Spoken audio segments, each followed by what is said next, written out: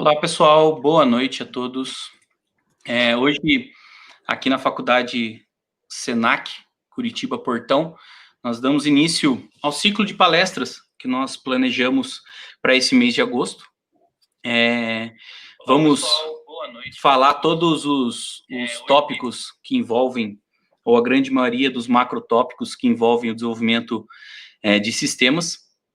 Então, nós vamos começar hoje com o professor Carlos Eduardo Yatzkill, tá? Um grande amigo meu, um grande parceiro, também muito competente na área que se propôs a fazer o tema. Então, o professor Carlos, vamos apresentá-lo. O professor Carlos, ele é doutor em ciência da computação, mestre em informática pela UFPR, né, e bacharel em ciência da computação pela Unicentro. Ele veio falar com a gente de um tema que está bastante em voga, né? O pessoal tem trabalhado, grandes empresas têm trabalhado com esse tema, feito seminários dentro dos seus núcleos de tecnologia para trabalhar com UX, User Experience, ou User Design, né? O que vocês têm nessa área. Então, o professor Carlos vai falar com vocês durante um tempinho, apresentar para vocês um pouquinho do que é essa área. Nas próximas semanas, uma vez por semana, nós vamos trabalhar outros tópicos que envolvem desenvolvimento de sistemas, né? Nós vamos passar por a parte de front-end, nós vamos passar pela parte de back-end e integração, e como que funciona, o último tema, como que funciona o desenvolvimento de sistemas em grandes empresas, tá? Para todos que estão presentes, quiserem mandar a pergunta no chat, depois que o professor falar, nós abrimos para as perguntas. Tudo bem? Então, Carlos, boa noite. Muito obrigado por ter aceitado o convite, tá? É toda sua aí, a galera. Beleza, obrigado, Digão, né? Chamo de Digão, não de Rodrigo, né? Porque, como você mesmo comentou, o Digão é um amigo que eu criei aí nesse percurso da vida acadêmica que a gente vai cruzando tantas pessoas legais. O Digão é um irmãozão que a vida me deu aí, né? Então, é um prazer estar aqui, um prazer aceitar esse convite e poder compartilhar um pouquinho da minha experiência com vocês aí. Dizer que tenho inveja das pessoas que estão assistindo essa live, porque a maioria de vocês são de Curitiba, eu sou guarapuavano, nascência, morei aqui, né, até meus 28 anos, quando fui meu doutorado na Federal. Então, morei aí meus 7 anos e voltei para cá. Mas todo dia eu falo ainda para minha noiva, putz, que vontade de estar em Curitiba, que vontade de estar em Curitiba, eu tenho vontade de voltar para aí, não escondo em ninguém, espero que logo eu esteja aí na área de novo, né?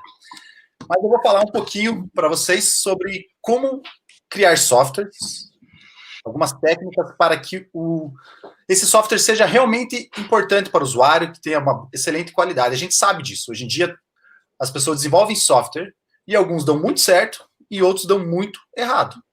E às vezes o software tem a mesma finalidade, faz a mesma coisa o resultado final, mas a forma da interação, a forma que esse software é pensado, atrai muito mais algumas pessoas que as outras. Ou seja, ela é agradável ao seu usuário. É esse que é o objetivo do UX.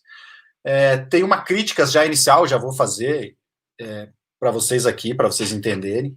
Geralmente, quando o software é proprietário de uma empresa que visa lucros, esse software tem uma qualidade de UX excelente. No caso, o Instagram é perfeito para a gente utilizar. O Facebook se preocupa muito com isso. Quando a gente vai para o software mais que você é obrigado a utilizar, ele derruba muito a parte do User Experience. Então, isso acaba prejudicando muito, como o software da Receita Federal. Talvez aqui a maioria de vocês já tenha um trabalho mexido com ele para fazer a sua declaração de imposto de renda. Ele não é nada intuitivo. Ele é muito ruim de você mexer muitas vezes. E por quê? Porque não importa se você agradar o teu usuário ou não, você vai acabar obrigando ele a utilizar. Mas, fazendo um adendo aqui, eu baixei recentemente o aplicativo da carteira de motorista, que é de um órgão governamental, desenvolvido pela Celepar, e ele é excelente. Então, a gente vê que os órgãos governamentais deixaram de não se preocupar com o usuário, que está na outra ponta, e também começaram a pegar pesado nesse ponto, que é muito importante para a gente aí. Então, vamos iniciar lá. Só vou falar um pouquinho o que eu faço hoje em dia da vida. Comecei trabalhando na UTFPR como professor no curso de Sistemas para a Internet. Depois eu comecei a dar aula para análise de sistemas. Hoje eu sou o coordenador de análise de sistemas. Também dou aula para o curso de administração. E agora, esse semestre, por causa de uma amiga do Rodrigo, aí, do Digão, da Bianca, comecei a dar aula para pedagogia também, uma parte de trabalhar com Arduino e coisas assim com eles para dar uma mudada. Dou aula na especialização em desenvolvimento web, dou aula na especialização em desenvolvimento web mobile e recentemente comecei a dar aula no mestrado em promoção da saúde e também estou orientando os projetos lá, pegando toda a parte de tecnologia, desenvolvimento de aplicativos para a parte da saúde. Mas o que eu faço, o que eu gosto realmente de fazer, além de dar aula, porque uma das coisas que eu mais gosto na vida é de dar aula, é fazer desenvolvimento de aplicativos, é o que eu curto mesmo. Então, como eu falei, sou coordenador dessas pós, 2 pós também ali, sou membro do Conselho Deliberativo do Fórum de Ciência, Tecnologia e Inovação da cidade de Guarapuava, sou coordenador da Câmara Temática do Ensino e Cultura da Inovação, além de membro do grupo de pesquisa em design e interação da UFPR, agora faço membro de pesquisa do Instituto do Câncer de Guarapuava. Então, estou meio atarefado aí, mas mesmo assim querendo voltar correndo para Curitiba. Um dos principais motivos que eu estava querendo voltar correndo para Curitiba sou atleticano doente aí, se tiver coxa branca, me perdoem, mas fazer o quê? Faz parte. Então, eu sinto muita falta no domingo à tarde estar na Baixada, era de viajar, assistir jogo, sou doente por futebol, doente por luta, por UFC, já viajei para assistir UFC em outros locais também, gosto de pescar pra caramba, então, gosto de pescar mesmo, e gosto de academia, viciado em esportes. Então, se for ver, eu fujo um pouco do biotipo do nerd, coisa. Para dizer que eu não jogo nada, brincadeira, ganhei Dia dos Namorados da minha noiva, um videogame, agora tenho jogado, mas eu jogo FIFA, sabe? Então não sou um cara da área de jogos, assim, como a maioria da galera da computação. Então, beleza. Vamos parar de apresentação e choradeira e falar realmente o que importa para vocês, né? Então, esse termo User Experience, UX, que é muito comum da galera falar, ele existe, tipo, hoje em dia ele é uma derivação da minha área principal, que foi o que eu fiz meu doutorado, que é a interação humano-computador.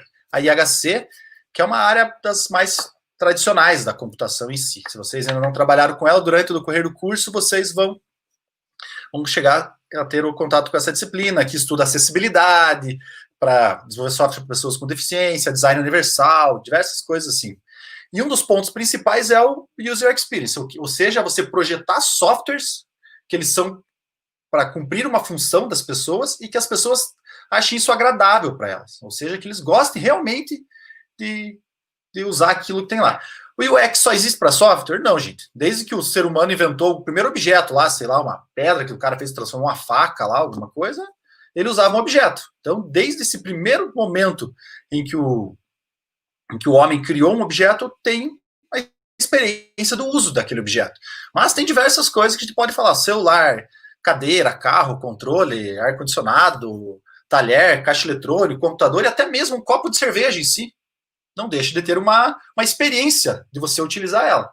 Mas você tenta proporcionar a melhor experiência possível. É isso que a gente tenta fazer com UX. Quando vieram os produtos digitais em si, aí nós chegamos num ponto que o UX veio à tona, porque eu estou fazendo um jogo, mas se esse jogo não agradar o meu público, não der prazer em utilizar ele, eu não vou ter sucesso, eu não vou conseguir vender.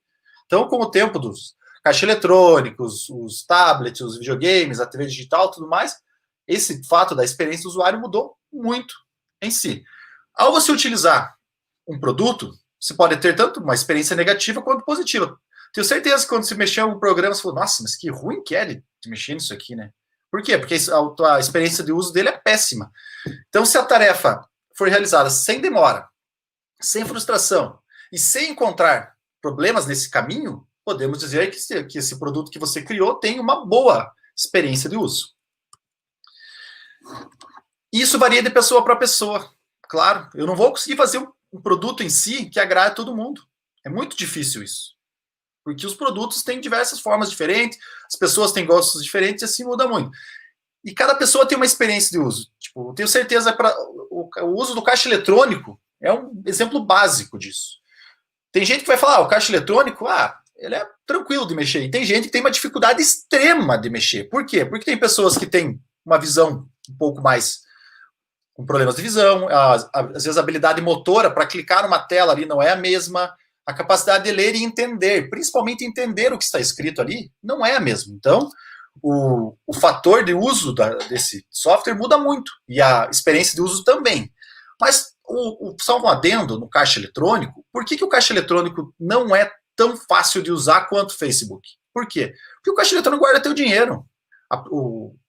O pensamento primordial do banco é que aquilo ali proteja o usuário dele. Você consiga tirar o dinheiro, consiga fazer as suas operações bancárias, mas que ninguém consiga roubar. Quanto menos golpe acontecer, melhor. Então, o primeiro ponto que um banco pensa quando cria um sistema não é na experiência do usuário.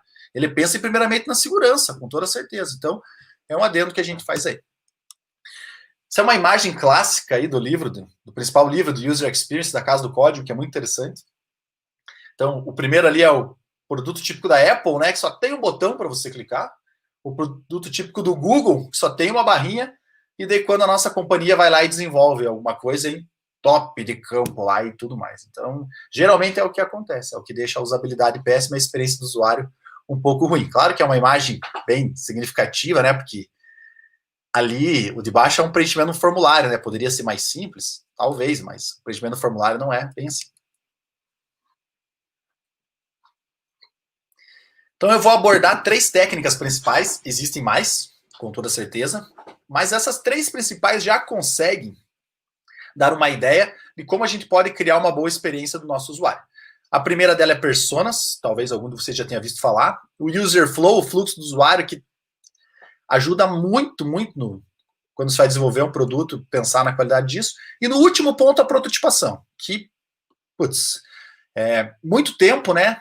O cara ia pegar algo para desenvolver e caía somente aquela documentação e algumas telas. Uns desenhos de telas fixos ali que o cara fazia no Photoshop lá e mandava pro cara do front. Isso acaba prejudicando um pouco, né? Hoje em dia o cara gera um produto que o cara consegue interagir com ele, mexer um protótipo, é muito mais fácil do desenvolvedor criar o produto realmente depois daquilo. Então vamos lá? Primeira técnica de personas, ele é bem ligado realmente, como o nome diz, a pessoas, e ela foi uma técnica que foi roubada do marketing, entende? Então, a computação tem muito disso, né, gente? A própria engenharia de software, a gerência de projetos, ela já existia na área da administração e outras, engenharia de software, na parte mesmo de engenharia civil, né? Alguns conceitos já existiam em todas as outras áreas.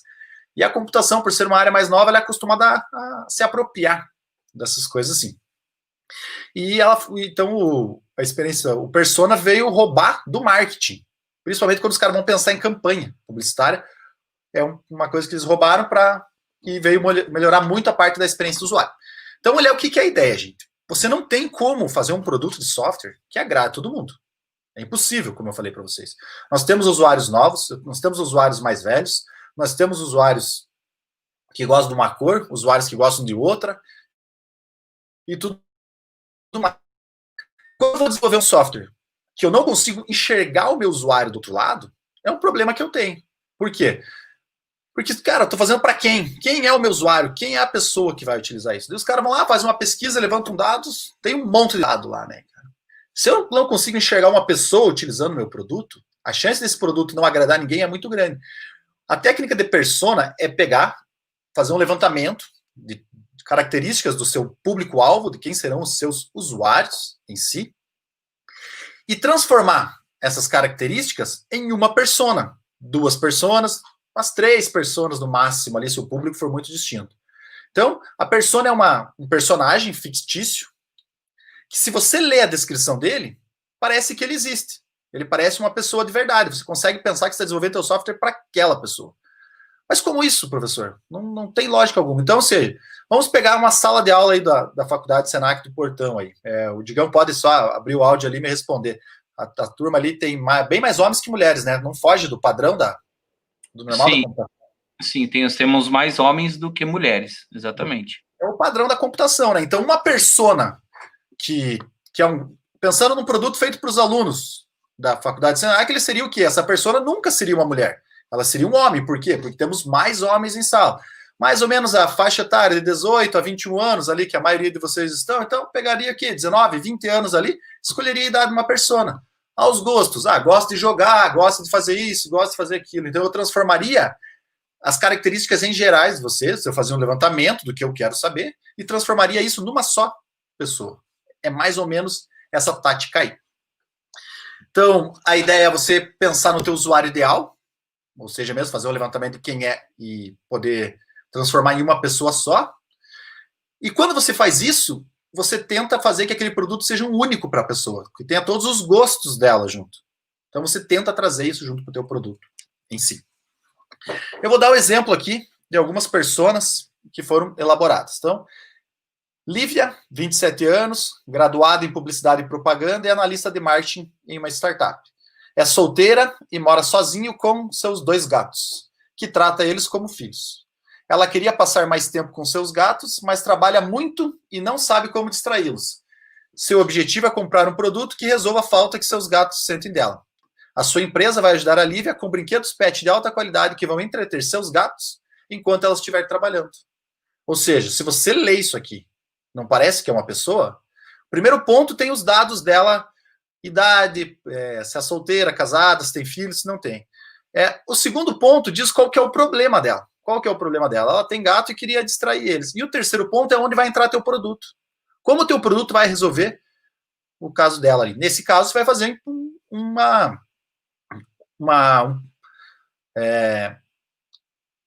um produto de, sei lá, uma bolinha, uma coisa que você vai pendurar na parede ali para o gato brincar. Mas no caso aqui, pensa o cara desenvolvendo isso aqui do Uber. Quem é o usuário do Uber? Galera nova, tal, de 28 anos, faria toda a parte ali. Qual é a necessidade?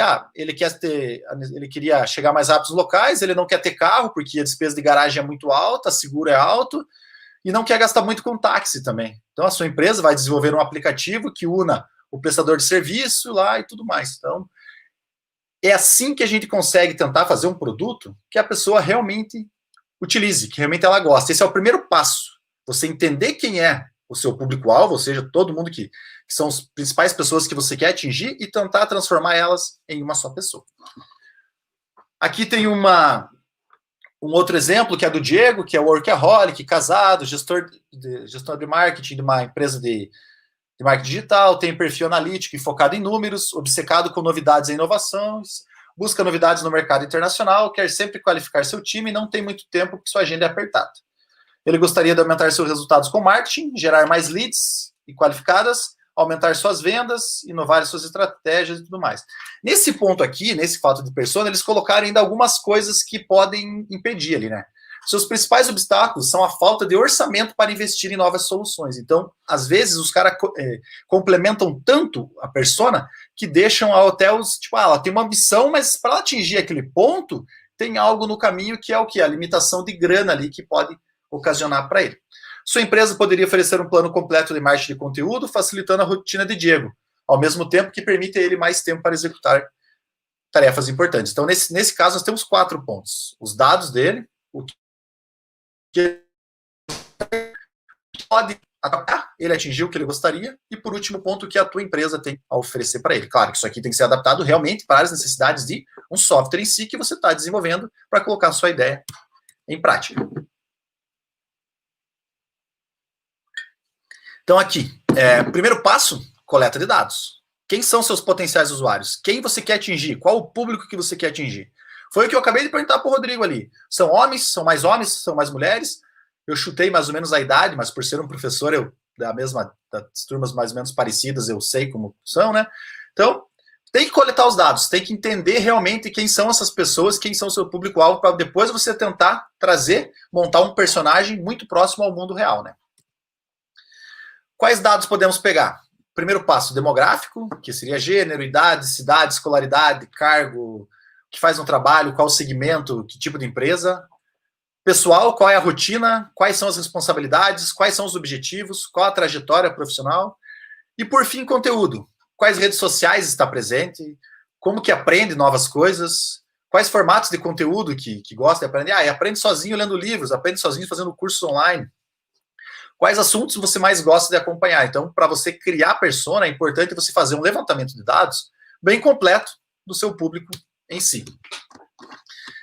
Passando isso, você tem que fazer o quê? Pegar esses dados e analisar quais são as características comuns entre os usuários. Com certeza, algumas delas vão ser mais marcantes. Quais são os problemas e as reclamações mais comuns que eles citam? Qual o problema para eu poder definir o que eu vou fazer para ele, né? Quais são as características mais importantes, ou seja, que mais marcam, que mais se repetem entre os usuários? Não existe um número ideal de personas para a gente fazer, entende? Não tem como dar receita de sucesso. Vocês já sabem disso da computação. Eu não tenho como falar isso aqui é correto e só isso aqui é certo. Então, crie uma persona que vai dar certo. Se teu público-alvo é muito grande, desde uma criança até um senhor de idade, você vai ter que ter mais de uma persona. Se você for lá, quando está fazendo o levantamento do seu sexo é mais masculino e feminino, você vai ter que fazer 2 personas, um homem e uma mulher. Se você tem 3 personas, que é mais ou menos um número mágico assim que eles dão, que o ideal seria umas 3 personas, o ideal é você trabalhar com todas elas. Então, para você poder criar assim, pensando realmente em todas elas como usuário potencial do Si. Se você criou essas personas, eles têm que estar como público-alvo do seu trabalho. Então, estruturando a persona, o segredo é personificar, né? Ou seja, fazer ele ter um nome, ter uma idade, ter uma profissão. Muita gente utiliza uma imagem, tenta pegar uma imagem mais ou menos, ou uma foto de uma pessoa mais ou menos que se encaixa naquele perfil de idade, sexo que está falando, ou em si um avatar também pode ser interessante.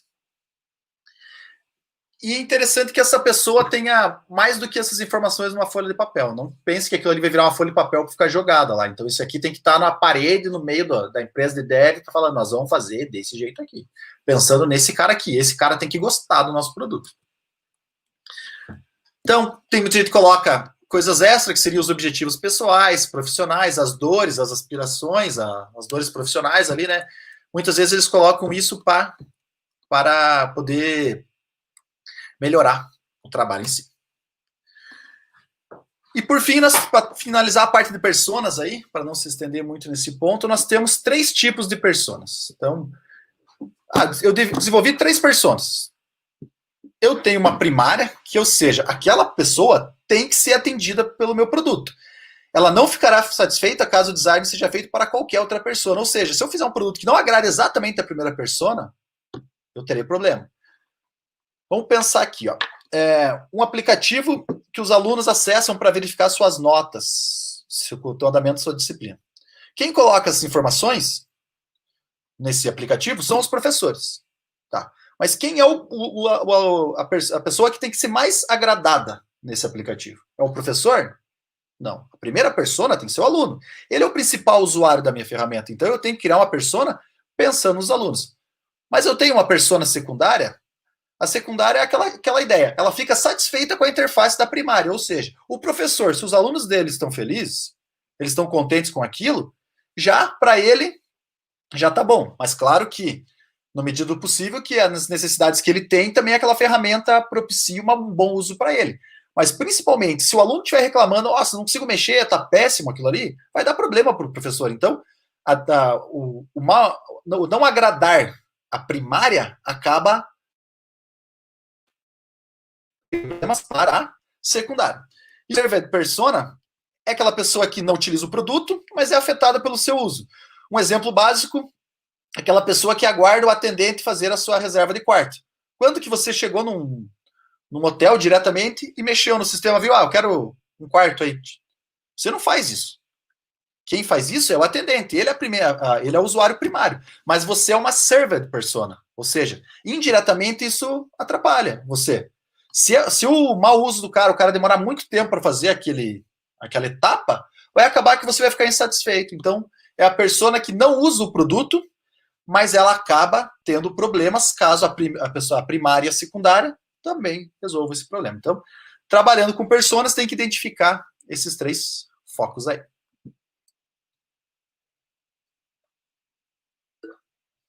Tudo certinho, Digão? Posso seguir? Pode seguir, tá tudo tranquilo.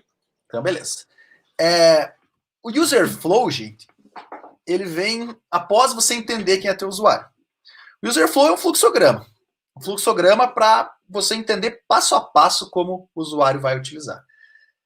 E ele é importante, porque você vai encontrar pontos cruciais no teu software. Eu vou mostrar para vocês aqui, eu espero que fique grande, que vocês consigam enxergar certinho, o user flow do WhatsApp, que é uma coisa perfeita aí para vocês verem.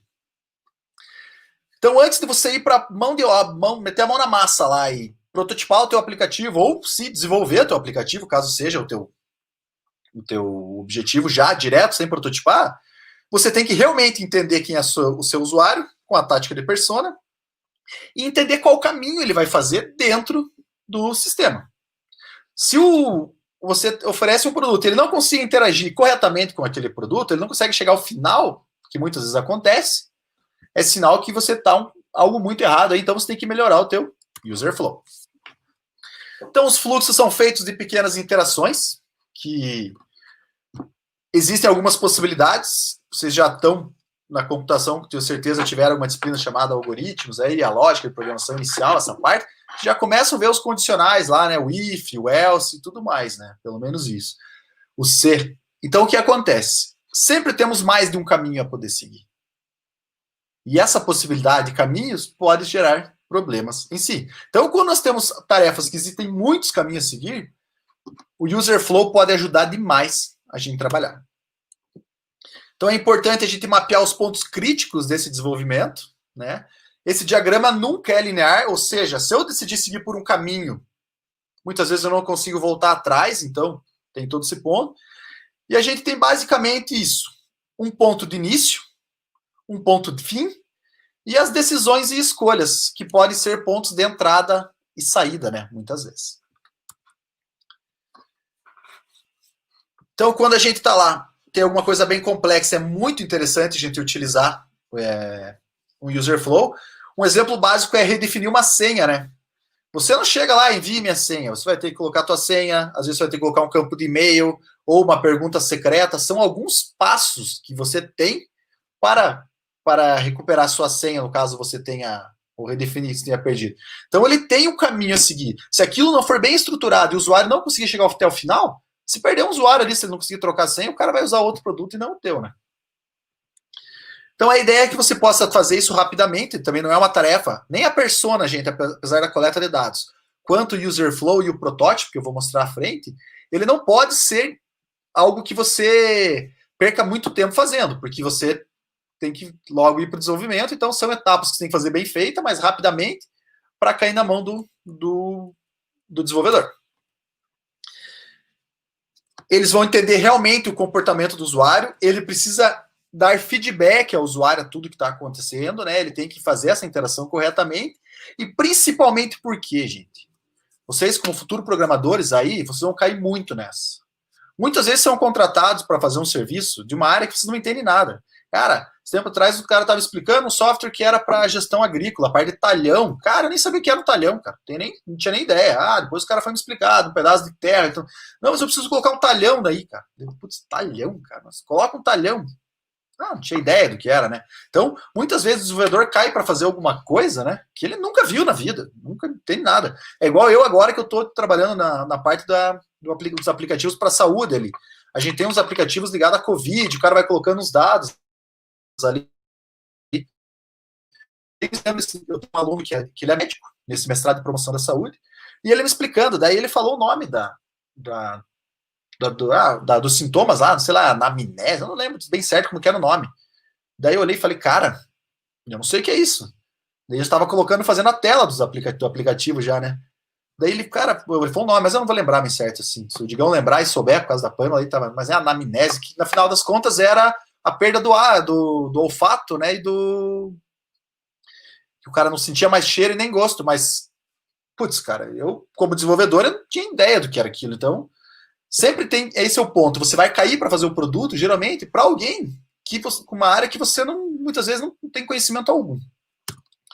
Então, aqui nós temos um exemplo básico de um user flow. Esse user flow é meio rebuscado aí, que a pessoa já implementou ele, colocando algumas partes de imagens e tudo mais, onde tem ali o início, a parte de cima ali, o roxinho, que é meu perfil, né? E do meu perfil, eu tenho duas opções, dois caminhos que eu posso seguir.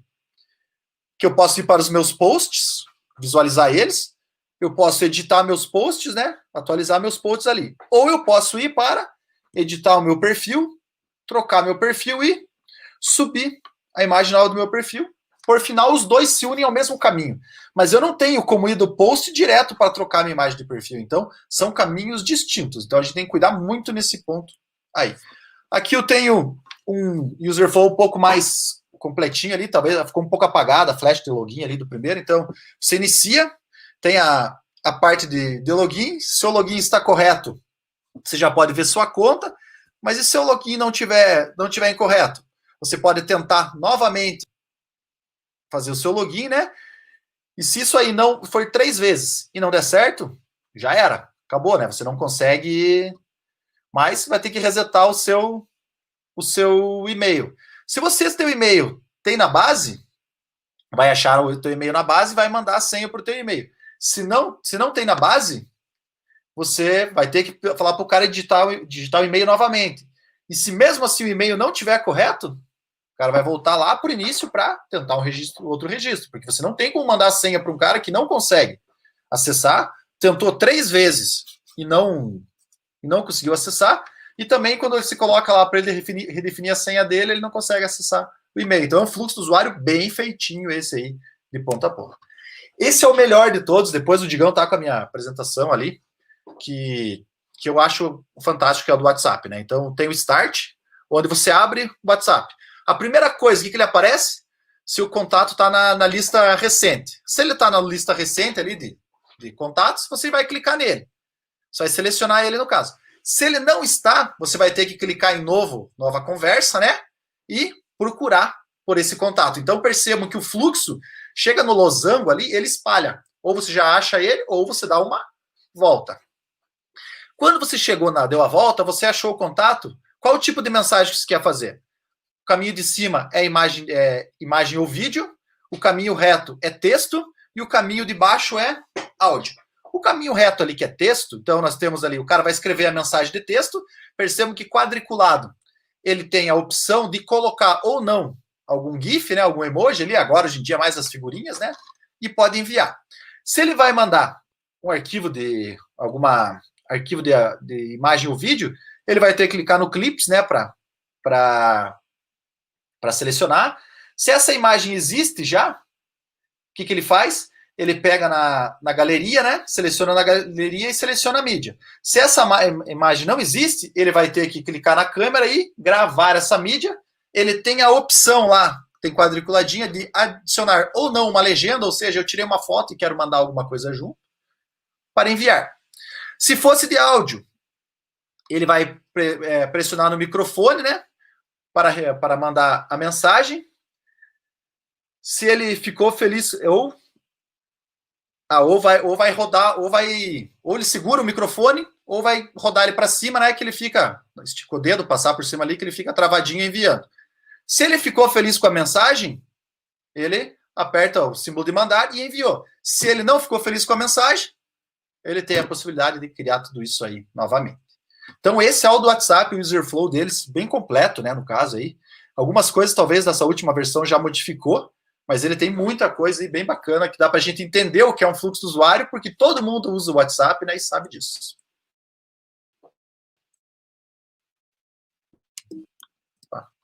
Então, agora vamos para o terceiro passo importante da UX, talvez o mais importante de todos, o mais trabalhoso, possivelmente vocês vão mexer com ele aí para frente, que é a prototipação, né?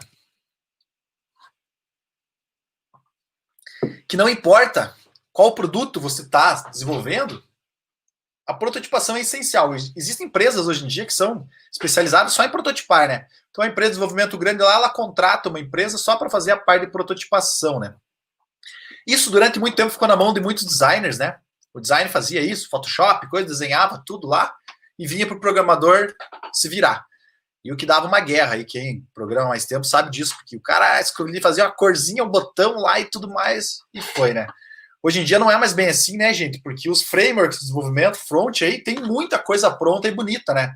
Antes o fato que o HTML era cru ali, as outras interfaces, o Java, assim, que era uma coisa de interface, o Swing também era bem feio, né? O Digão, que mexeu muito tempo com Java, sabe disso, né? Aquela interface cinza lá e coisa. Então era difícil ali para você modificar e deixar isso bonito. Só que hoje em dia os frameworks em si, se coloca um botão, digamos, num Angular Material, num Bootstrap, só algumas aí, no Quasar, tá? Tem quanta coisa. Putz, ele vem uma estrutura muito legal, uma estrutura muito bonita. Então você não precisa mais ter o cara desenhar tudo para você. Claro, um ícone legal, cores, tudo mais, é uma coisa que o design vai ter que trabalhar. Mas se o design fizer tudo na mão para você customizar tudo via CSS, ferrou, gente, não dá. Então a gente tem que usar o que está pronto ali, né? Então, às vezes, o que a gente pensa quando se torna final vira algo impraticável, né? E eles podem ter muitas falhas, né? Mas a ideal é que seja isso, seja rápido, fácil e principalmente o quê? Se você tem já os teus usuários em potencial definidos, você faz o protótipo. hoje em dia os softwares que fazem protótipos, o cara mexe com ele e pensa que aquilo ali é o software em si. Nossa, mas meu aplicativo está pronto. E, na verdade, são só telas fixas ali com interação entre elas que você simula o botão. Aí é um ponto positivo. O teu usuário já pode falar para você, putz, é isso que eu quero mesmo, realmente. Você não tem o risco de passar 6, 8, 10, 11 meses desenvolvendo um negócio, chegar lá o usuário não gostar. Mas, por outro lado, você tem um problemão, que é o quê? O usuário compreender que aquilo que você fez ali é só umas imagens, não tem nada por fundo. Que o back tem que estar inteiro desenvolvido, a estrutura tem que desenvolver tudo lá, mano. Nem foi começado a programar, nem o front, nem o back está sendo feito. Só que o usuário, é muito fácil, o Digão tinha um dizer disso, né? A galera, os caras vêm aqui no nosso curso e acham que a gente faz aqui é igual, a mesma coisa que esticar uma massa, rechear com carne moída, fechar e jogar numa banha para fritar. Não que se eu for fazer um pastel, vai sair bom, com toda certeza vai sair péssimo também, porque eu não sei fazer isso. Só que as coisas não são tão instantâneas assim na computação. Os softwares, nossos produtos demoram tempo para ficar pronto, é um pouco complicado. Em 15 dias está pronto. Não, cara, não está pronto em 15, cara. Eu quero mínimo 60, eu quero 180 dias para fazer isso aí. Então é esse ponto. Quando você mostra o protótipo, às vezes corre o risco do teu usuário achar que isso aqui está pronto. E na verdade não tem nada, nem começou a fazer aquilo ainda. Mas ele é importante para esse feedback, não perder tempo fazendo algo que você não quer. Então ele vem com a ideia de você resolver problemas antes do software possa estar pronto e você já vai conseguir ver o seu produto final em si, né? Ele é uma maneira realmente econômica da gente poder fazer esse teste com o usuário, você vai agradar ele mesmo. Outra, prototipar serve para tudo, hein, gente? Ninguém criou um vestido de noiva sem desenhar ele, ninguém cria um tênis sem ter desenho, uma bicicleta, um automóvel tem milhares de documentação antes, um edifício, então, tá saindo um prédio lá da minha casa, que um barulhão, direto de dia. Eu só vejo, assim, eu dou uma olhada às vezes na janela, os caras naquelas mesonas esticando aquelas milhares de plantas lá para ver tudo aquilo lá, cara. Então, é necessário fazer muita coisa antes. Tem que entender que para você fazer um software tem que ser planejado, tem que ter um trabalho prévio. Não é chegar e meter a mão na massa e codificar. É a forma mais fácil de experimentar, testar, validar. Então, falam sempre assim, experimente rápido, teste rápido, erre rápido e jogue fora rápido, se for necessário. Descarte se for rápido, se for necessário, porque muitas vezes não é aquilo que o usuário quer. E com toda certeza ele vai evitar erros maiores e muito mais caros nesse futuro. Então, a ideia é que seja um primeiro esboço, ele pode ser de baixa ou alta fidelidade, e o que ele vai servir? Ele vai servir para validar os requisitos. Se aquele fluxo do usuário foi bem feito, se aquela persona que você definiu quem é teu público foi realmente elaborado de forma correta. Então, existem várias formas de protótipos diferentes, com diferentes graus de complexidade, né? Então, um protótipo bom, realmente, ele vai ser bem explicativo, visual e até não. Os bons protótipos, eles são interativos. Ou seja, que o usuário possa testar. Ou seja, eu vou pegar lá o meu celular e vou mexer nele, que eu vou pegar e vou conseguir trabalhar nisso. Por quê? Porque vai me ajudar a identificar todas as falhas, os erros, testar, melhorar, até eu chegar. Putz, agora é isso aqui que o usuário quer? É isso aqui que o usuário quer? Agora que o dev vai fazer. Claro que nem todas as empresas têm condições de fazer tudo isso, né? Mas é necessário, a chance de se acertar é muito maior. Então, nós temos protótipos de baixa, média ou alta fidelidade. O importante é você prototipar. Se você tem dinheiro e tempo, você vai fazer um de alta fidelidade. Se você não tem nada de dinheiro e tempo, vai fazer um de baixa fidelidade, mas você vai ter que fazer. Então, o protótipo de baixa fidelidade é papel mesmo, gente. Desenha, rascunha a tela ali, e bem básico, não vai ter cor, não vai ter interação, mas pelo menos vai ter uma noção de onde seguir, pelo menos o usuário vai conseguir entender. É exatamente isso que você quer? Pelo menos você tem um ponto. Que ele também é chamado de rascunho ou de sketch, né? Já o de média familiaridade, você pode usar alguns programas específicos que tem, ele é muito parecido com desenho, né? Onde você consegue disponibilizar os elementos gráficos e pelo menos consegue ver a estrutura em si. Já é mais avançado que o fato do protótipo de baixa fidelidade lá. Mas nós temos Putz, eu acabei perdendo de alta fidelidade aqui, mas hoje em dia nós temos os protótipos de alta fidelidade, que você cria aquilo que o usuário não vai saber realmente se ele está mexendo no teu protótipo ou no aplicativo. Eu já fiz alguns testes assim e são fantásticos.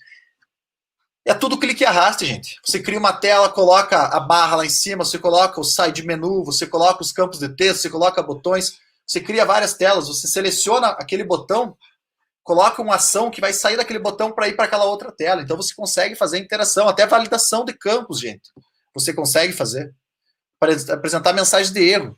Então tem diversos aí, Pop-up, Mockflow, Hot Glue, Balsamic, o Xure, SketchUp. O Adobe XD, gente, é fantástico. Tudo que da Adobe é muito bom, né? Só que o Adobe XD, como tudo da Adobe, como Photoshop, Corel, coisa nada, ele custa. Ele tem um certo custo. Mas claro que a Adobe entrega um produto de excelente qualidade. E o produto, e o que eu mais indico para vocês brincarem e forem mexer é o Marvel. O Marvel App é o que eu uso. O Marvel ele tem uma versão gratuita, que você pode fazer até 2 projetos por e-mail. Então, todo mundo tem mais de um e-mail, coloca outro e-mail. Você faz um projeto, brinca lá, apaga e cria outro. Mas o Marvel, putz, ele é fantástico. Você simula o Marvel, você pode simular dentro do celular. Então, você dá para o cara com o celular aberto ali no Marvel, ele vai ter na tela como ele estivesse mexendo no APK, realmente. Então, o Marvel é a minha dica aí. São os protótipos realmente funcionais que a gente pode fazer. Alguns cuidados. Não passe muito tempo prototipando, vai atrasar o teu projeto. Nem todos os comentários que as pessoas fizerem sobre o seu projeto vão ser úteis. O que você desenhou pode não ser aplicável, realmente. Você fez um produto que não vai ter nada lá. Pode existir 1000 maneiras de mostrar o que você está na sua cabeça. Procure qualquer uma e faça, né? Então, siga um caminho. Evite ficar trocando de layout toda hora. E não fique desatualizado. Um app com funcionalidades antigas é rapidamente deixado para trás. Esse ali, gente, evite ficar trocando layout toda hora, serve para prototipação. É um exemplo sempre que eu dou básico. Quando você abre o site da Globo tem 3 colunas. A primeira que é vermelha, que é notícia. A segunda que é do meio, que é verde, que é de esportes. E a terceira amarela, que é entretenimento, que é novela, fofoca e coisa. Se você rodar o site da Globo inteiro, onde for notícia, vai ser vermelho. Aonde for esporte, vai ser verde. Aonde for entretenimento, vai ser amarelo. Então você sabe que todo o tempo que estiver naquilo, ele vai estar no site da Globo. Se está vermelho, está naquela parte. Então eles conseguem manter uma consistência. Um dos maiores erros da galera é o quê? Criou a primeira tela do aplicativo lá, tal.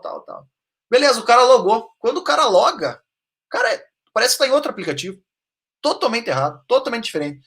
Você fica pensando, nossa, mas eu estou no mesmo sistema mesmo?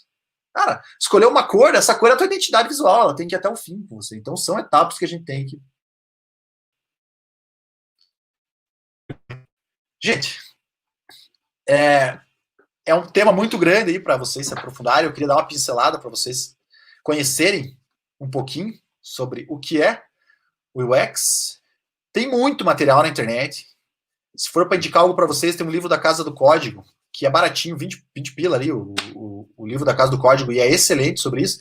Existem vários cursos na internet sobre isso, só cuidem para a galera que quer ir para o Dev, que tem muita parte do UX que ele foca muito no design e pouco no desenvolvimento. Então, dá uma olhada sempre, se for comprar um curso online, se eu gostei, eu quero ir para essa área. Dá uma olhada se ele é mais voltado para design do que para programador. Se for para design, você vai fugir muito, vai muito para o lado do Photoshop. Então, não vai para tantas essas funcionalidades. Ali está o meu contato, caso alguém queira mandar uma mensagem depois, fique à vontade. Valeu, Digão. Carlos, muito obrigado. Valeu mesmo. Eu vou abrir para perguntas, para o pessoal fazer algumas perguntas. Já tenho uma pergunta, mas eu queria fazer uma pergunta minha mesmo para você responder para a galera, que é essa parte de UX. Eu queria que você conseguisse, ou se pudesse falar para a galera entender, para dar aquela corroborada no que você falou, qual que é o profissional de TI que vai especificamente trabalhar com o X? É o analista de sistema, o gerente de projeto, é o desenvolvedor, é todo mundo? Tem algum cara específico que trabalha só com o X? O cara que trabalha com o X, ele não precisa saber, não ser programador, sabe? Queria, nesse sentido, qual que é o cargo? Deixa eu até habilitar minha câmera, desculpa. Estou aqui falando sem a câmera. Então, eu queria que você falasse nesse sentido para a galera entender o que... falamos de UX, mas quem que na computação trabalha com esse cara, né? Então, assim, claro que tem empresas que tem um cara só para isso. O que é você? Eu sou o user designer aqui da empresa, eu vou ficar fazendo só isso. Só que a gente sabe que não é essa a realidade, né, digamos. A gente está no mercado aí que dificilmente vai ter uma empresa que vai ter um cara só para isso. Então, qual o perfil do profissional que está muito ligado a UX? É o cara que está no front. É o cara que vai estar na ponta da corda. O cara que vai estar fazendo a parte visual que o usuário vai ver. O cara do back, cara, se o cara do back, mas se falar pro cara, você vai ter que começar a fazer persona, estudar o teu público, o cara vai te arrancar a orelha. O cara do back e do front, eles já não se bicam muito, né? Tipo, tem aquela separação muito larga. Eu vi que você vai ter a última fecha com o cara de back, né? E é o penúltimo, com o Leandro. Então, vai estar na outra corda lá, onde vai fazer todo o sistema funcionar. Você vai ter que chamar o cara... O perfil, assim, o ideal seria o cara só para isso, que a gente vê que é bem utópico hoje em dia, mas o cara de front, o cara que está no front, se ele quer melhorar, ter mais... A gente sabe que o front está bombando, né? Tem muita vaga de emprego com Angular, com toda essa parte, com os JavaScript, tem muita vaga de emprego para isso. Mas o cara que tem um bom front, sabe desenvolver bem o front ali, agradar e tem o conhecimento de UX junto, aí o cara tá lindo, né, cara? Porque faz front pensando realmente no usuário, é o caso perfeito. Entendi. Eu, atualmente, além de ser professor, né, além da aula, eu também trabalho. Então, então eu trabalho, né, presto consultoria para uma empresa aqui de Curitiba, uma multinacional, e ela tem uma equipe só um cara de UX que trabalha. Até mês antes da pandemia, eles fizeram um workshop com todos os caras de marketing, com todos os caras de analista de sistemas, com um grupo seleto de pessoas de TI para aprimorar ou para dar um treinamento mais aprofundado. E como eu trabalho nessa empresa, né, prestando consultoria, a semana retrasada, ou umas 3 semanas atrás, eu estou em um projeto que, antes de eu iniciar o projeto, o cara eles montaram uma equipe de UX e o cara de UX passou um protótipo para eu seguir. E, tipo assim, lógico, é legal, bacana, mas eles me passaram todas as... Eu, como não sou de front-end, eu tive que desenvolver conforme ele queria. Mas ele me mandou os vídeos. Na verdade, eu montei um protótipo, aí eles falaram que eu ia chamar o cara da UX, que não gostaram, porque eu não sou cara de front-end. Aí eu montei, eles me mandaram um vídeo de 3 ou 4 pessoas utilizando, eles pegaram um cara da fábrica, um cara dentro do escritório, um cara lá da Bahia, que eles têm uma unidade em Camaçari, então, se eles utilizaram alguns próprios funcionários para fazer uso desse portal que eu iria desenvolver. E foi bem legal que você vê a dificuldade num item que eu tinha montado, para um cara que é do escritório, ele vai legal, mas o cara que não é lá da fábrica, que não tem tanto contato com a TI, ele tinha uma certa dificuldade, e por conta disso a gente acabou modificando para deixar mais suave. Então, assim, aí foi a primeira vez que eu vi a funcionalidade de um cara que manja de X. Eu falei, poxa, eu não tinha visto, porque como a gente é da TI, a gente nem liga, né? Não é que a gente não liga. Já tá no nosso DNA a gente meio que saber disso daí. Não colocar o usuário em primeiro lugar, né, o fato. Isso, exatamente. Pra mim tá bom. Exatamente. Então, assim, aí acabamos fazendo conforme eles me falaram. Então, assim, agora é regra, todo projeto que utiliza tem que passar pela equipe de UX, não posso mais desenvolver, do meu jeito, ou seguir um protótipo, o pessoal que é meu gerente, gostei, não, tem que passar pela equipe de UX, tem que fazer gravação de vídeo, persona e tudo mais, né? Então, é bastante legal, fica a dica para quem quer ir para essa área, que é uma área que é meio irmã, parece que do marketing, né? Acho que os caras têm... porque o marketing, ele vai atingir muito realmente você conseguir vender o teu produto, né? Agora, se o usuário não gostar de utilizar o teu produto, você não vai vender, né? Por isso que os dois andam junto, né? Não tem como fugir disso aí, né?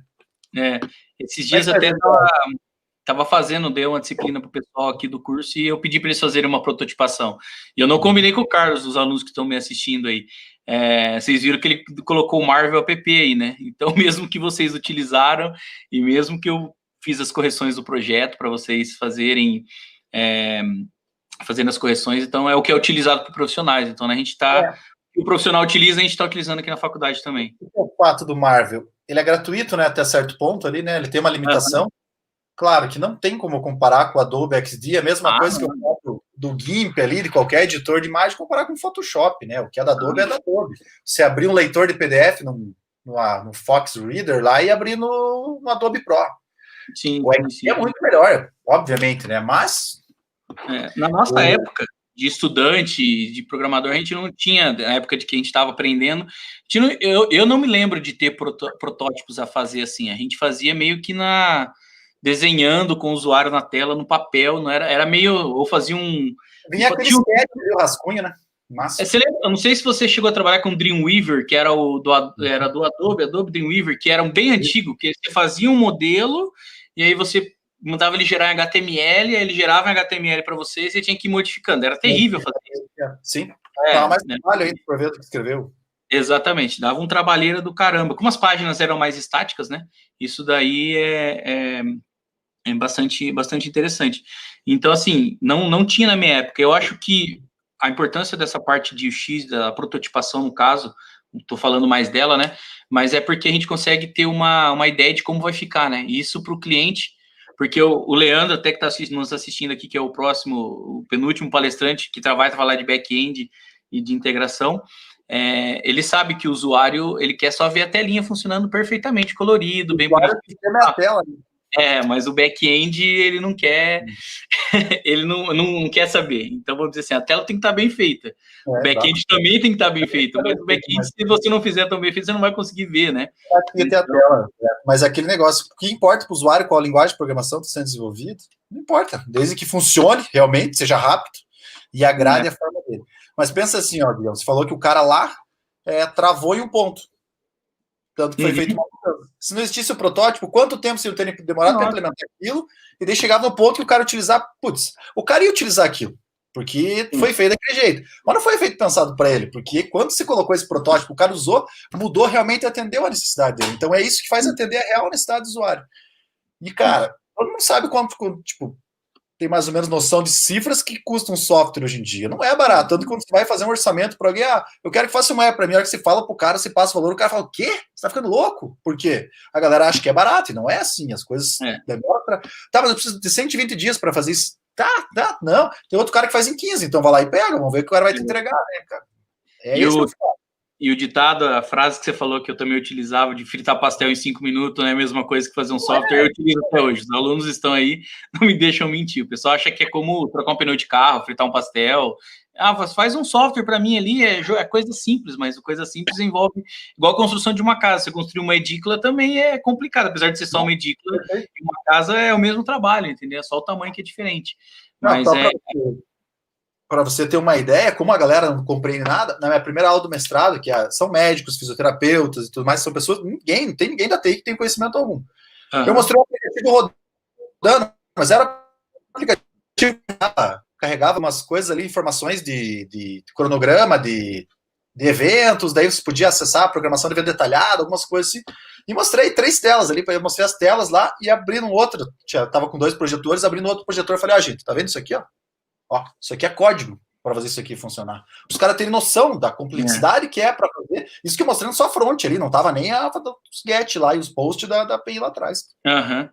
Os caras falam, então eu entendo porque o cara tá te cobrando esse valor desse software. Desenvolver não é igual, é complicado. É por isso que tem vaga pra caramba, né? Todo mundo que consegue trabalhar na TI, ou que gosta, que pega gosto pela coisa, mas quando pega gosto pela coisa, emprego é o que não falta. Não falta. Você tá aí para me ajudar a mentir ou falar ao contrário de mim, mas emprego na TI, eu não vejo, só tá desempregado realmente quem quer. Eu já falei numa outra encontro. O que eu vejo aqui, né, como você, no caso, coordenador de curso aí também, né, cara, Guarapuava é uma cidade que tem 200 mil habitantes. Quando me formei aqui em 2010, tinha 2 empresas de software. Hoje em dia tem mais de 20. O salário era baixo, um dia está bem melhor, ainda não está igual Curitiba paga bem melhor, né? Curitiba tem um salário excelente, Curitiba é equiparado quase São Paulo um pouco melhor, né? Tudo. Mas assim, eu recebo toda semana desses caras de empresa, cara, eu preciso de funcionário, mas não tem, vai baixar, vai aonde, cara? Tipo assim, o cara paga isso aqui, o cara vai lá e leva, tipo, agora os caras estão levando o jeito do 3º período, daí o cara para estagiar, já colocando um projeto para ver se o cara fica na empresa, mas não tem nem aluno, né? Porque os alunos que estão no curso já estão todos teoricamente empregados, né? Aqui em Curitiba o mercado está bem aquecido também. a gente está em pandemia porque nós estamos em pandemia em casa. As vagas de emprego até então estão bem... Não deram baixas. Eu estou mudando, como eu comentei antes, estava conversando com você no backstage, eu estou mudando de consultoria no meio da pandemia. Então, assim, eu estou professor do Senac aqui, mas durante o dia eu mudei de um emprego para outro no meio da pandemia. Perfeito. E outra proposta e tudo mais, então, assim, emprego tem, né? Tem. Pode falar. O coordenador lá, o Sr. Vilas, nosso diretor, pró-reitor agora, né? Ele fala uma sempre boa aqui, que os estagiários da área de TI que ele teve ali, acho que foi o Lucas, 5, 6, né? Até que agora ele estabilizou, acho que foi um estagiário mais novo e tirou, que ele falou que ele foi descobrir que ele poderia ser demitido por estagiário, né? Tipo, não quero mais, tô indo fazer outra coisa. Tipo, estagiário não era funcionário, né? Tipo, toda semana ele era demitido pelos próprios estagiários, porque, cara, o cara tava ali, ó, tô pagando tanto, outra empresa tá pagando o dobro, tchau, tá indo embora. É isso mesmo. Eu então, não lamento, sinceramente, eu não fico triste, eu fico feliz. Não, eu também não fico triste, não. Nossa área, né, cara? Pô, eu fico feliz quando vejo meus alunos trocando emprego, indo cada vez mais.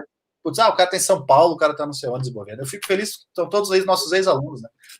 Eu fico feliz quando o aluno supera. Quando o aluno supera, fala, cara, esse maluco tá bom, tá voando.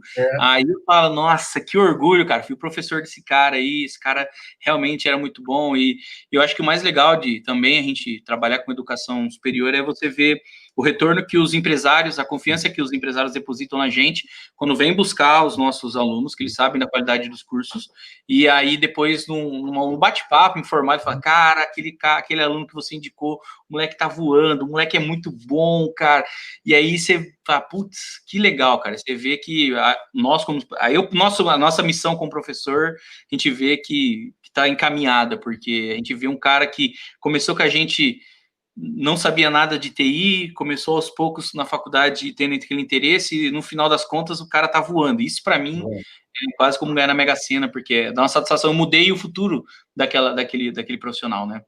Não tem valor que pague isso, né? Ou, às vezes o cara te manda mensagem, viu? Preciso de um igual aquele lá que você me arrumou aquele dia. Lembra que o cara mandou lá 2 anos atrás, viu? Agora ele foi pra tá no iFome, tá no iFood lá, tá manda um cara parecido com aquele, eu preciso de um pé igual aquele, cara. Isso é comum. Cara.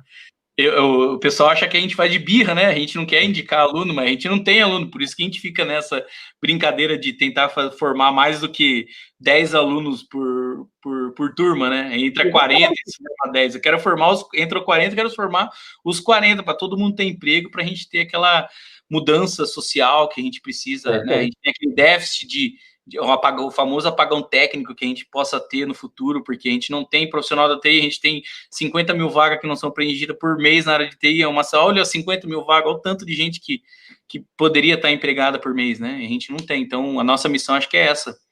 Bacana, né?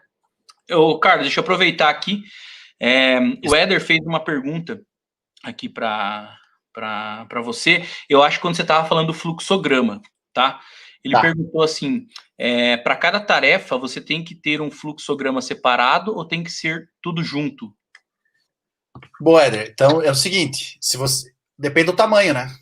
Eu tenho um aplicativo que ele faz o quê? Ele busca ali os motoboys perto da minha casa aqui. Cara, são tarefas simples.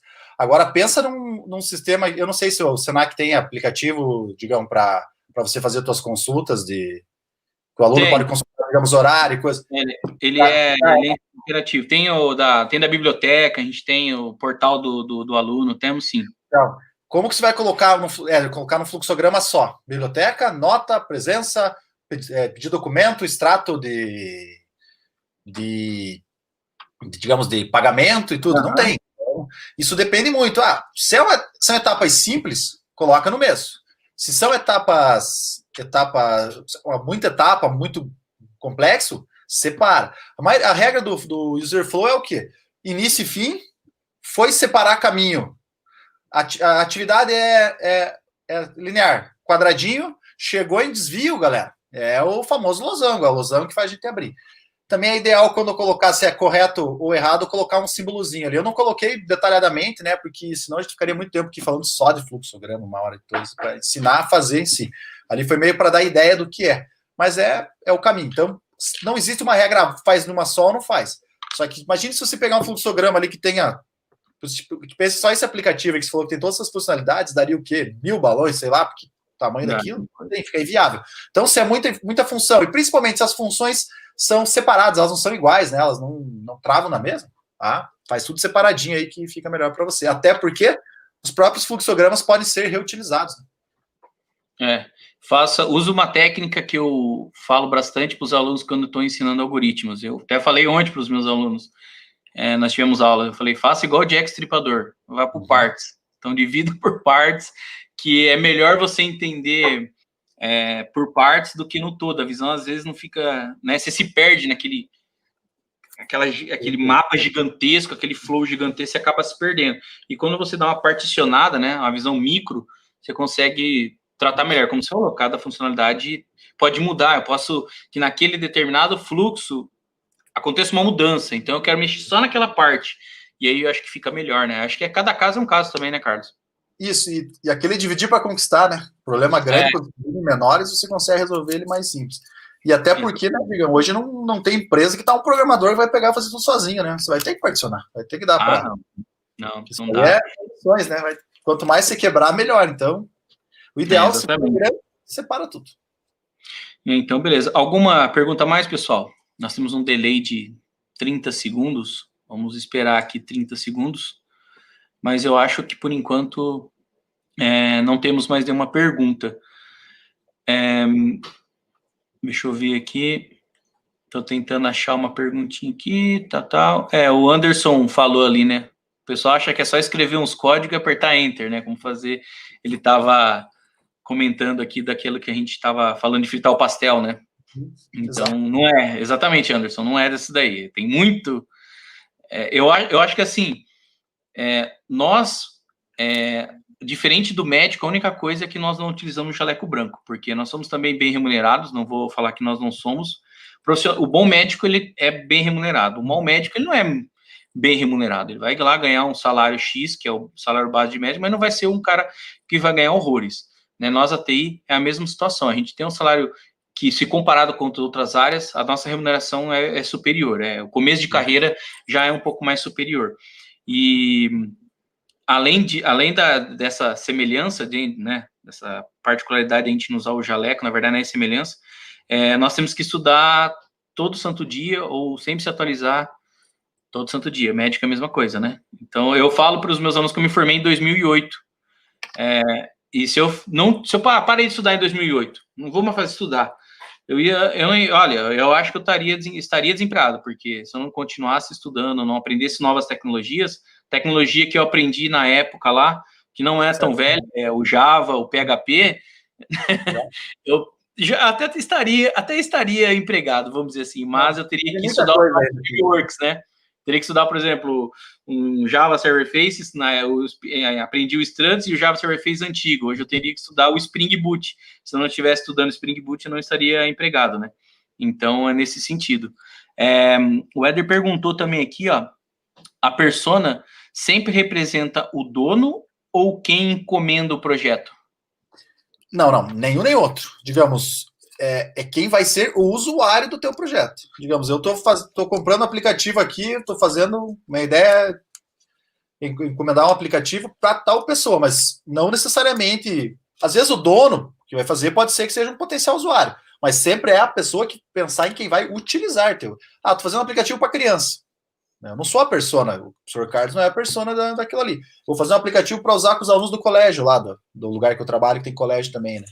Então, não, a persona seriam as crianças nesse caso, é sempre o potencial usuário direto. Não sei se já chegaram nessa parte desse tema aí, né? Os stakeholders, né? Até chega tudo isso aí, né? Mas exatamente. É o potencial usuário. Beleza. Aí até o Emerson aqui, que é um professor nosso aqui da graduação, ele até hoje comentou aqui também que hoje também vem a questão do profissional multifuncional. O que você tem a acrescentar? Você acha que só o cara saber o X serve, Carlos? Ou você acha que o cara tem que ter uma bagagem maior? Cara, hoje em dia o mercado tá tão bom para nossa área que só o X o cara já vai dar um negócio daquilo, né, cara? É o fato que a gente fala. Você na nossa área, você não tem como focar tanto só em uma coisa, né? Beleza, eu vou focar só no front. A minha área vai ser front, só front. Beleza. Mas, cara, existem quantas maneiras de front, cara? Você vai saber só um dos lados de front? Quantas maneiras de fazer back, cara? Então, é multiprofissional, você tem que saber tudo. Então é ideal que o cara do front também saiba isso, entende? Então, é o que o professor falou ali, você tem que ser, como que ele falou, multiárea, né? Que falou, multifuncional. Multifuncional, exatamente.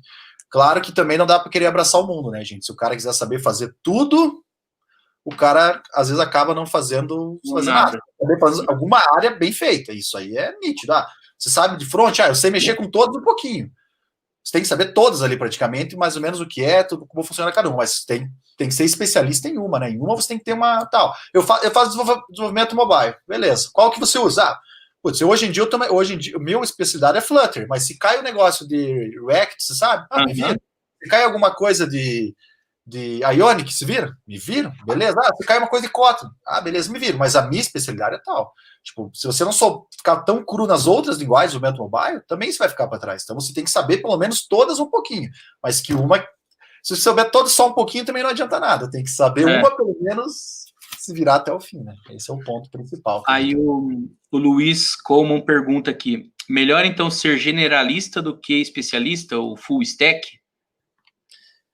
É que o full stack é um cara que sabe bastante de tudo também, né? Não é um cara que... Eu acho que o full stack também, lógico, ele sabe vamos dizer assim, ele sabe o caminho das pedras, não que ele vai lembrar de cabeça de todas as tecnologias do full stack, ele sabe o caminho das pedras, né? Acho que é mais nesse sentido. Se souber tudo, claro que é óbvio, mas é que para você atingir esse nível aí também não é bem assim, né? Eu acho que se a gente fizer uma analogia da seguinte situação, imagine um médico, né, o clínico geral, ele sabe atender, mas ele consegue ser clínico geral, gastro, psiquiatra, nutrólogo, né? Ele não consegue, ele sabe, né?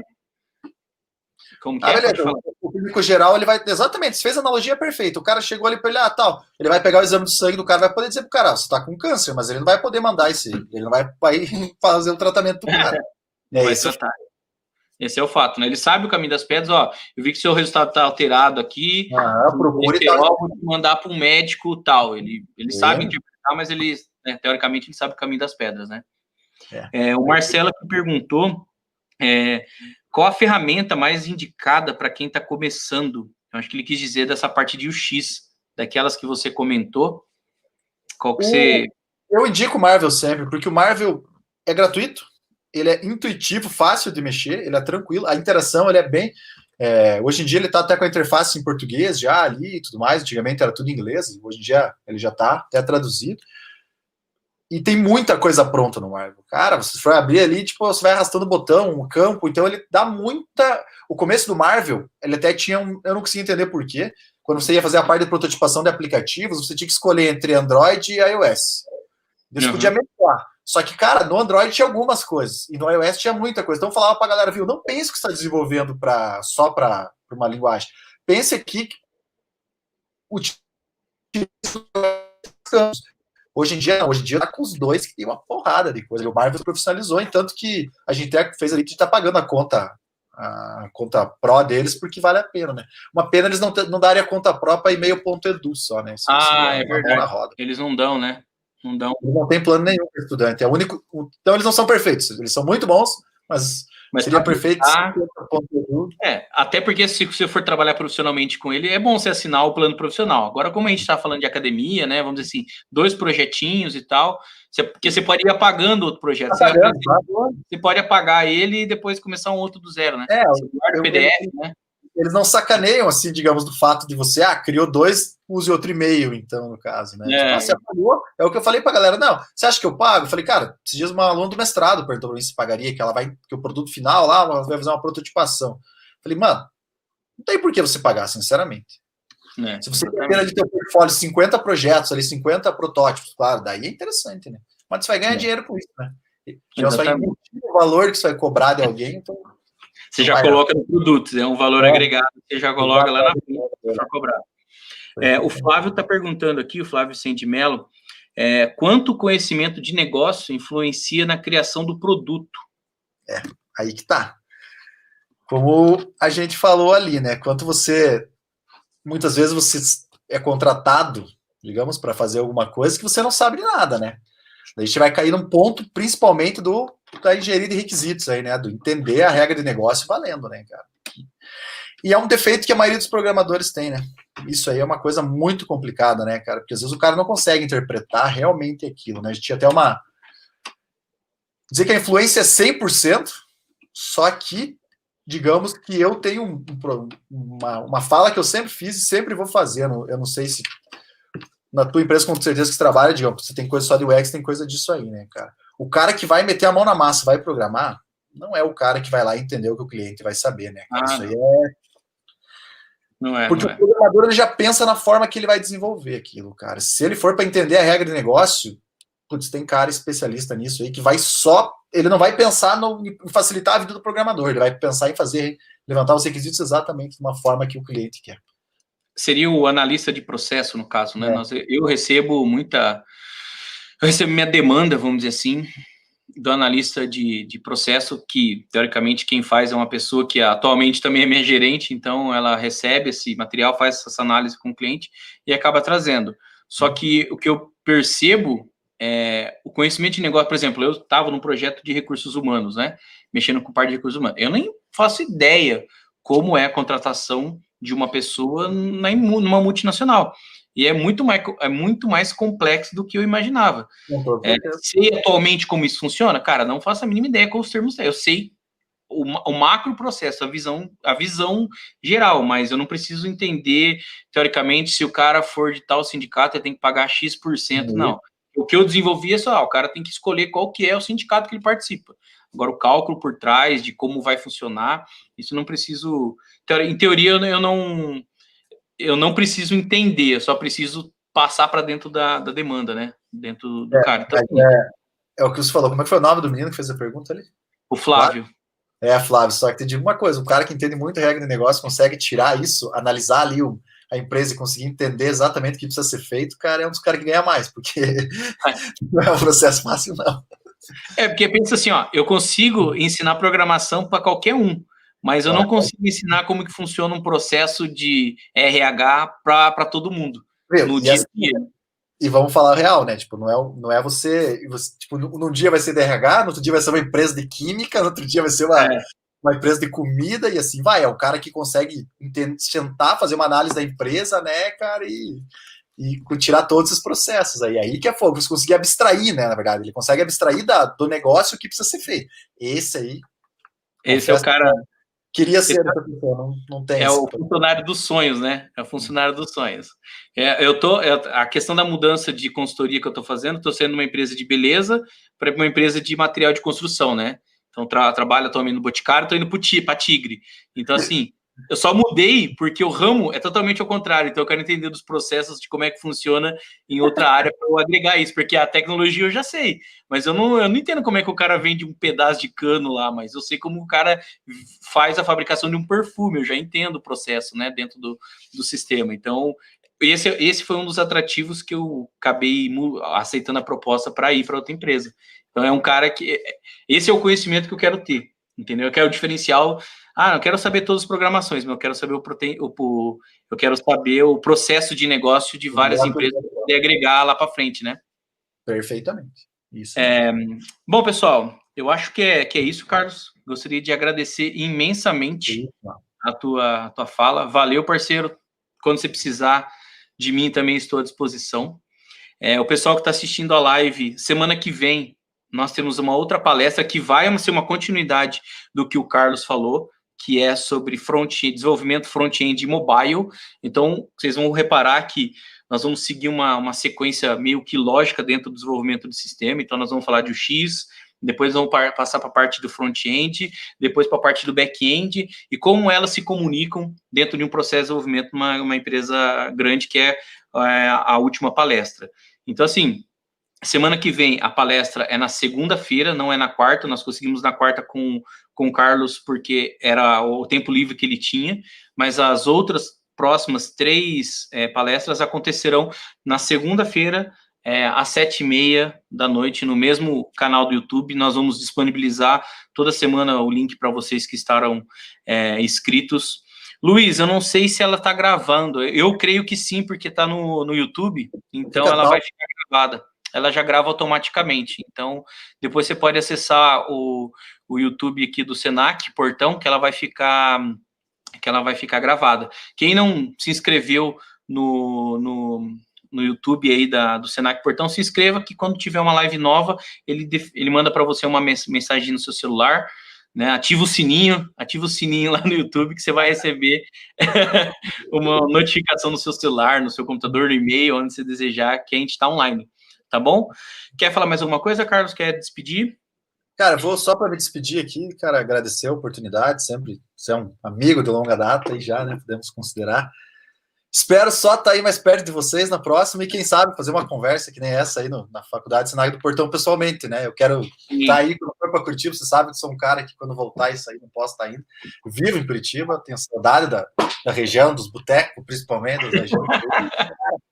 Pode ser certeza que marca numa sexta-feira aí, digamos. Um dia que eu estiver por aí, vai conversar com a turma aí pessoalmente e depois saímos tomar um chopp aí na região. Fique tranquilo. A ideia dessa ciclo de palestra, antes de acontecer essa pandemia, era que acontecesse presencial, né? Então, você já eram uns caras que eu queria chamar, mas agora, por conta dessa situação, nós estamos fazendo online. Mas pode ficar tranquilo que você vai vir nos visitar, será convidado a falar sobre outros temas, design thinking, alguma coisa nesse sentido, que eu sei que é a tua área de estudo do doutorado e que você trabalha bastante, para a gente falar com os alunos, beleza? Então, pessoal, é isso. Valeu aí, muito obrigado. Para todos, um grande abraço, até a próxima, tá bom?